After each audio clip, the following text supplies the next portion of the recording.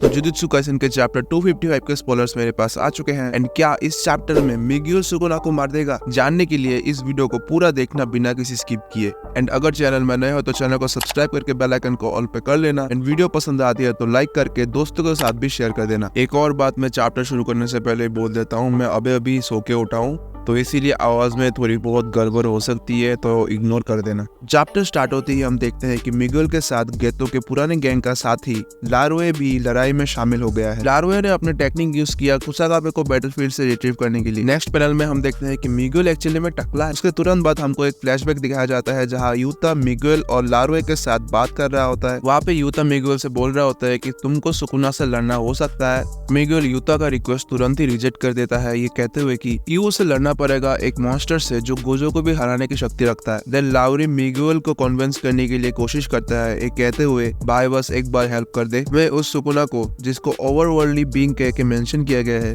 को मारना है, जो गोजो सातुरु के साथ लड़ाई करने के बाद थक गया होगा। यूता एंड लाउरे मिगुएल को मनाने की कोशिश करते हैं, ये कहकर कि सुकुना से लड़ना बेहतर है एक बड़े कर्स स्पिरिट से लड़ने से। एंड यहाँ पे मर्जिंग को बड़े कर्स स्पिरिट से मेंशन किया गया है, मतलब मर्जिंग करने के बाद एक बड़ा कर्स स्पिरिट जो आएगा उसके बदले में सुकुना से लड़ना बेहतर है, जो बस एकदम पूरी कंट्री को गॉडजिला की तरह पीस सकता है। मिगुएल फिर से उनका ऑफर रिजेक्ट कर देता है, कहकर तुम जापानीज लोग क्यों समझते हो कि कुछ ब्लैक लोग सब कुछ बर्दाश्त कर लेंगे। मिगुएल और कहता है कि गोजो को उसके सामने सर झुकाना चाहिए था उससे हेल्प मांगने के लिए। भाई ये बंदा ज्यादा नहीं कर रहा, अब तो मुझे इसके मरने का भी दुख नहीं होगा। यूता पूछता है कि मिगुएल चाहता है कि वो डोगेजा करके दिखाए कुछ। सो डोगेजा का बेसिकली मीनिंग होता है कि उसके सामने झुकना या फिर बाउ डाउन करना।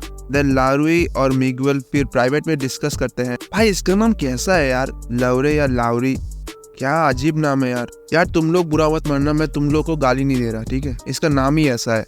देन मिगुएल कहता है कि उसने सब कुछ किया क्योंकि वो गेतो को फॉलो करना चाहता था। उसने यूता को ट्रेन करने की जिम्मेदारी भी पूरी की क्योंकि गोजो ने उसको बचाया था, इसीलिए अब उसे जापान से कोई लेना देना नहीं है। देन लारुई कहता है कि वो और मिगुएल को साथ मिलकर सब कुछ लगाकर लड़ना चाहिए ताकि गेतो के आत्मा को शांति मिले। देन उन दोनों के बीच थोड़े बहुत और कॉन्वर्सेशंस होते हैं जो कि तुम पॉज करके रीड कर सकते हो। Then on the next panel लारुई बोलता है, we fight with everything we have and tell Geto to take care in heaven. Miguel फिर कुछ सेकंड चुप रहता है एंड बोलता है, first of all he definitely went to hell. तो बेसिकली मिगुएल यहाँ पे बोल रहा है कि गेतो डेफिनेटली हेल में गया होगा।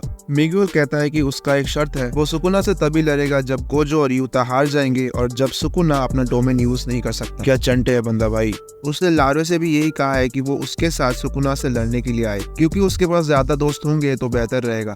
Now back to the present, Miguel और लारो को नोटिस होता है कि सुकुना अपना डोमेन यूज नहीं कर सकता, उसका आरसीटी भी अभी तक ठीक नहीं हुआ है और उसका दिल भी कमजोर है। लारो अपने कस्ट टेक्निक यूज करके सुकुना को पकड़ता है and slams him to a wall. And Sukuna ने उनके ऊपर स्लैशेस भेजे थे बट मिगुएल इजीली उनको डॉज कर लेता है and jumps in between them. Then narrator explain करता है कि लाउरे का कस्ट टेक्निक हार्ड कैच सब्जेक्ट को पकड़ सकता है एंड उसका इमेजिनरी हैंड खुद को रिस्टोर भी कर लेगा अगर उसको पूरा डिस्ट्रॉय कर दे, लेकिन फिर भी लाउरे को उसका 1/10 नुकसान सहना पड़ता है। सुकुना को लगता है कि लाउरे का कस्ट टेक्निक का कोई मजा नहीं है, लेकिन मिगुएल का कस्ट टेक्निक बहुत ही जबरदस्त। उसके कस्ट टेक्निक का नाम है हकुना लाना। मिगुएल का कस्ट टेक्निक उसका शरीर को एक रिदम पकड़ने में मदद करता है ताकि वो कर्सेस को डॉज कर सके और फिजिकल एबिलिटीज को बढ़ा सके। एक और छोटा फ्लैशबैक दिखाया जाता है जहां गोजो और यूता मिगुएल का कस्ट टेक्निक समझते हुए कहते हैं कि मिगुएल का कस्ट टेक्निक उसके और उसके ओपोनेंट के बफ और डिबफ को लाता है बिना कोई डोमेन को यूज किए। गोजो ये भी कहता है कि ये एक काफी अपर क्लास कस्ट टेक्निक है लेकिन कोई डरावना नहीं। गोजो कहता है कि मिगुएल का फिजिकल एबिलिटी सच में बहुत ही भयंकर है। 89% जुजुत्सु सॉर्सरर्स जापानीज होते हैं और वो कस्ट एनर्जी का इस्तेमाल अपने आप को मजबूत करने के लिए करते हैं। गोजो और भी कहता है कि मिगुएल जिसके पास एक स्पेशल हार्ट और मसल है खतरा भी बन जाता है एक जापानीज सॉर्सरर्स के मुकाबले। मिगुएल गोजो के स्टेटमेंट को रिफ्यूट करता है, ये कहते हुए कि गोजो उसे वैसे ही लेबल कर रहा है क्योंकि वो काला है और ये बस एक भेदभाव है। कुछ काले लोग भी होते हैं जो नॉन एथलेटिक भी होते हैं। मिगुएल ये भी कहता है कि मैं खास इसलिए नहीं हूँ क्योंकि मैं काला हूँ, मैं खास इसलिए हूँ क्योंकि मैं हूँ।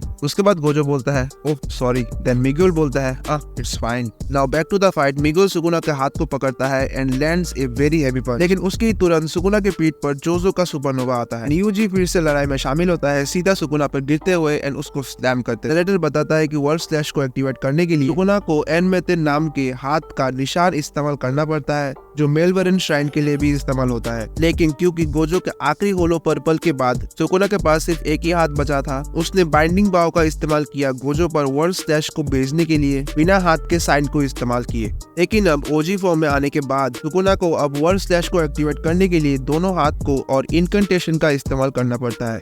मतलब दोनों हाथ को इस्तेमाल करके एक साइन बनाना पड़ता है एंड देन स्पेल कास्ट करना पड़ता है। इसके अलावा सुकुना को स्लैश के डायरेक्शन को भी अपने हाथों से ही सेट करना होता है। एंड सुकुना का लेफ्ट आर्म काट दिया जाता है जब वो यूजी से सामना कर रहा था। It was Maki who cut off Sukuna's arm and she does it with a crazy smile on her face।